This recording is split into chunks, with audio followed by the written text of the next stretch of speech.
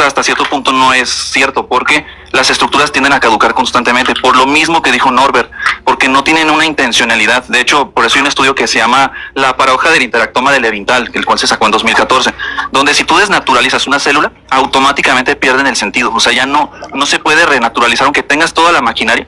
Es como si amontonaras toda una fábrica y toda la fábrica hicieran cada de manera desincronizada. Cada gen hace su regulación automática, pero no hay hay anarquismo en general, no hay una norma que regule todo el sistema, ¿no? Entonces se terminan haciendo pedazos unos a otros. Las proteínas hacen sus tareas por un lado, destruyen, ¿no? Hay proteínas que desarman, otras que arman. Entonces, eso es la paradoja de Levinthal, ¿no? Siempre que se desnaturaliza una célula, hay un caos total.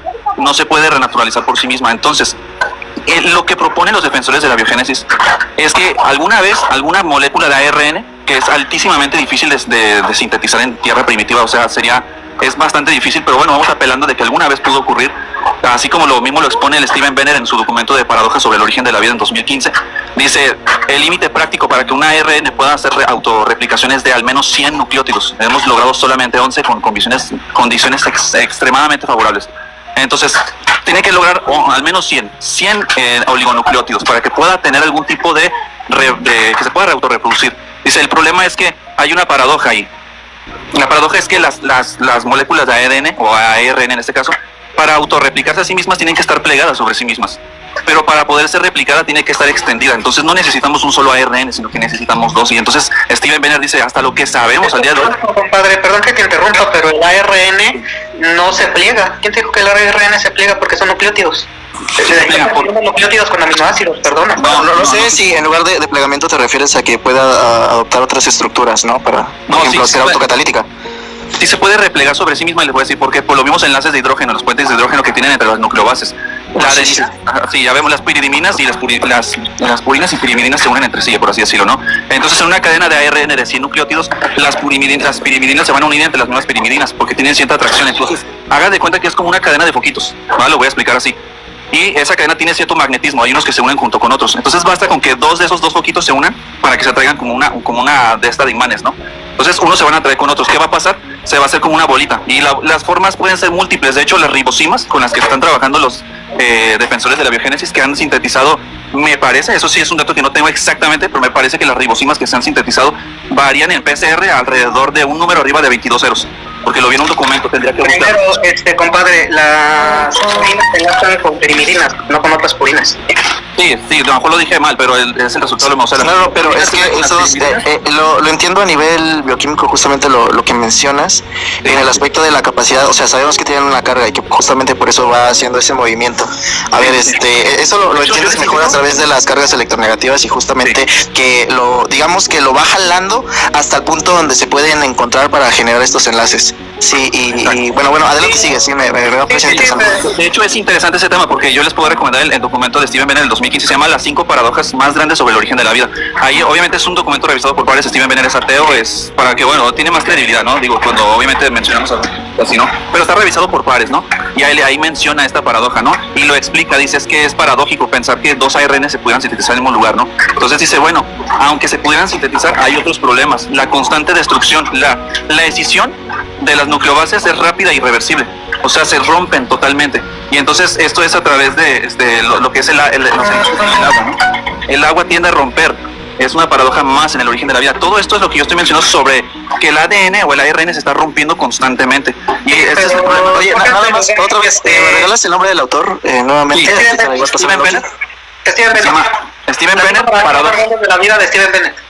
5 paradojas sobre el origen de la vida, y vienen 5, esa que estoy mencionando apenas es una. 5 paradojas sobre el origen de la vida, y en su mismo documento así dice él, claro, es su punto de vista, pero digo, vale la pena al menos mencionarlo porque no quiero que sea una falacia de autoridad, porque no me gusta cometer esas falacias, pero lo voy a decir simplemente como una referencia. Él que tiene el conocimiento y expone esos puntos, y que su documento está basado en docenas de miles de documentos que en su mismo documento él menciona, dice, con lo que sabemos de la teoría de enlaces, la ruptura de enlaces, la decisión de las nucleobases, que es rápida y irreversible en agua, y el tamaño práctico del ARN, que tiene que superar al menos 100 nucleótidos.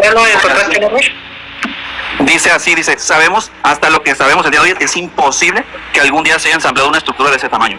Sí, lo pueden leer. Otras cosas, mi querido amigo, los aislantes dentro de los ácidos grasos para conformación de membranas celulares. El ácido graso no necesita proteínas para poderse conformar. Pero estamos hablando del ARN, ¿no? No tiene nada Por que eso, ver con las cuando tú membranas. agarras un ácido graso para conformar una membrana celular y metes adentro a los nucleótidos, se pueden conformar sin ningún problema. Oye, Tienes nada el más, documento científico que pruebe ¿cómo perfectamente. se escribe ¿Es Steven? Como Steven, tipo de... con S al principio, S-T-E-V-S-T-E-V-E-N. Steven Benner. Paradoja sobre te recomiendo que lo pongas en inglés. Ponlo, paradoja sobre el origen de la vida, y ya lo transfieres al inglés. Life Origin Paradox, ¿no? Ajá, Paradox of the Origin of Life, así tiene que venir, ¿no? Yo no sé mucho inglés, ahí disculpen mi inglés, ¿va? Entonces, ¿Por qué en español no se consigue? es que la verdad la mayoría de los documentos Porque los científicos- americanos nos quieren mantener ignorantes para que no nos demos cuenta de la mierda en la que nos tienen metidos. Lamentablemente la mayoría de los documentos científicos o la mayoría de información más valiosa en internet está en inglés, la verdad. Es algo con lo que yo me he topado constantemente, hay que estar traduciendo constantemente porque yo no domino mucho el inglés. Entonces eso es es importante saber inglés, la verdad, para poder leer muchos documentos en inglés que están ahí, que en HSA Hub, creo que se llama así, no me acuerdo muy bien, la página que es donde descargan los documentos, ¿no?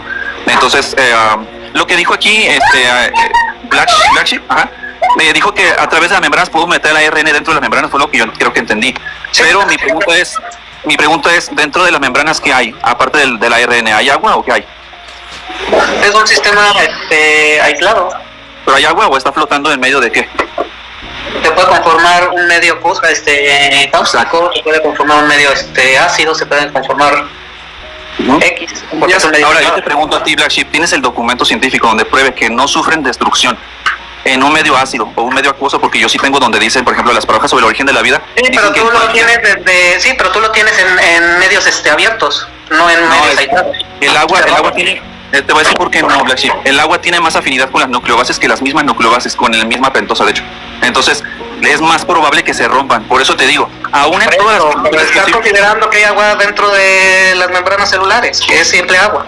Y no es agua, Por eso- porque no existe es el agua. agua pura. No, Existe entiendo, el agua. por lo que te el agua entiendo, o sea, si lo tradujo de la bioquímica al español, lo que estoy entendiendo es que los propios impedimentos a través de las cargas dentro de ese sistema no harían posible justamente esta organización, porque tendría que haber previo un medio en el cual el agua no significara un problema, y justamente como bien lo mencionamos antes y justo con las pruebas de PCR, tanto el pH justamente para que haya una estabilidad tiene que ser uno en concreto y Exacto. no necesariamente, ajá, exacto, y pero también aquí quizá el punto que estamos obviando es que es a nivel numérico improbable, más no sabría, o sea, esto no es contundente respecto de que es imposible.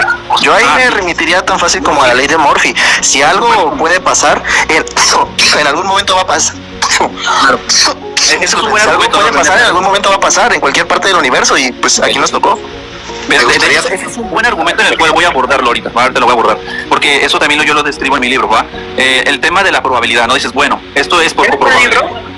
Yo estoy escribiendo un libro acerca de la biogénesis, ¿va? Entonces, como sabemos, ya si sea ácido, básico, neutro, el pH tiene que ser muy específico, ¿no? Aún en condiciones ácidas o en condiciones muy específicas, se tiene que preservar a menos 80 grados bajo cero. Tengo que decir que si así como hablas lo vas a escribir en tu libro, a mí me va a encantar. Creo que tiene un aspecto bioquímico muy fuerte que muchos terminan obviando siempre, y creo que ahí está la respuesta. Pero sí, y justamente ahí están los problemas. Muchos no se meten a la bioquímica porque, como bien mencionas, ahí es donde está el pedo. Porque cuando ya a la bioquímica le empiezas a sacar números, estadísticas, probabilidades, sistemas de, bueno, lo que entiendo de la paradoja que mencionas, se hizo una especie de simulación respecto a los plegamientos y cómo se pueden llegar a conformar, que te da números pues sí, muy improbables. No, extremadamente, pero yo no hablo tanto de improbabilidad porque creo que obviamente, vamos a verlo así, ¿no? No sabemos si el universo es infinito de entrada, ¿no? O sea, lo más probable, desde mi punto de vista, es que el universo, por no ser eterno hacia el pasado, ya es un tema más filosófico basado en la segunda ley de la termodinámica y el desgaste, que el universo no pueda ser infinito. Entonces no creo que el universo tenga infinitas oportunidades para generar la biogénesis, pero el número podría ser astronómicamente grandísimo, ¿no? Te puedo ceder el número que tú quieras. Y ahí es donde muchos otros dicen, bueno, el creyente me está hablando de una improbabilidad bastante baja, entonces yo puedo apelar a que, bueno, el universo tiene un sextillón de estrellas, en el universo visible solamente, no sabemos cuánto universo queda. Tiene más conexiones.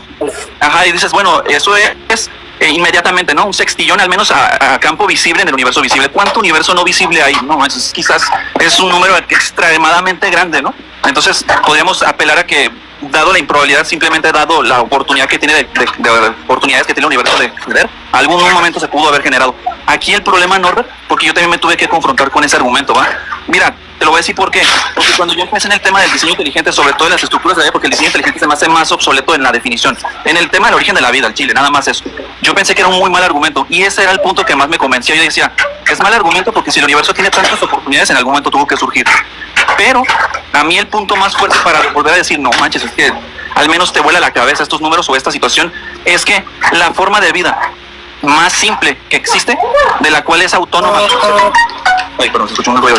La forma de vida más simple de la que se tenga conocimiento, que le hizo Craig Venter en 2016, es una forma de vida extremadamente superior a esos números. O sea, estamos hablando de 473 genes, que son 531,000 pares de bases. Se hicieron casi todo lo que se pudo a la mano de los seres humanos para tratar de bajar esa cantidad de genes para que el sistema sea funcional, o sea, que sobreviva de alguna manera autónoma.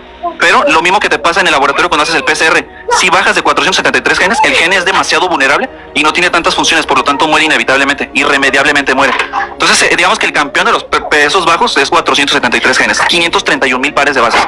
Es un número astronómicamente mayor que inclusive 100 oligonucleótidos, que parecerían un milagro para el mismo Steven Venner.